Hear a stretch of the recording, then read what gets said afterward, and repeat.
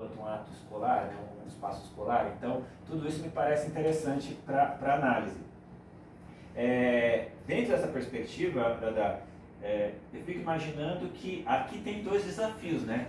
Para que esse campo avance, a gente precisa teorizar o educacional e teorizar o espacial.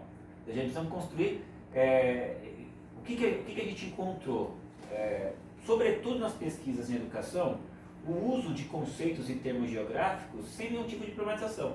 Você vê, por exemplo, no âmbito da sociologia da educação, precisa utilizar o conceito de território.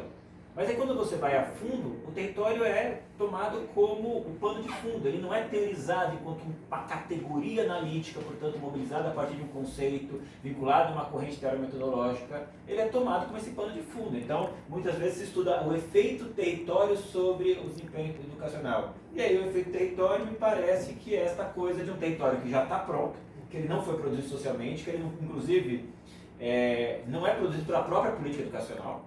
Por que isso? Ou seja, vou pegar o exemplo das políticas de fechamento de escolas do campo.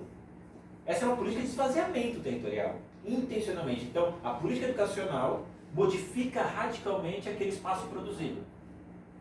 Então, você tem uma dimensão que precisa ser entendida como a própria política educacional tem um efeito. Então, você vê pesquisas na Noruega, né, que mostram, por exemplo, quando você vai criar a escolha escolar e aí os pais mandam seus filhos para estudar fora porque a escola do campo é vista como a de pior desempenho, você produz em uma geração o esvaziamento daquelas comunidades.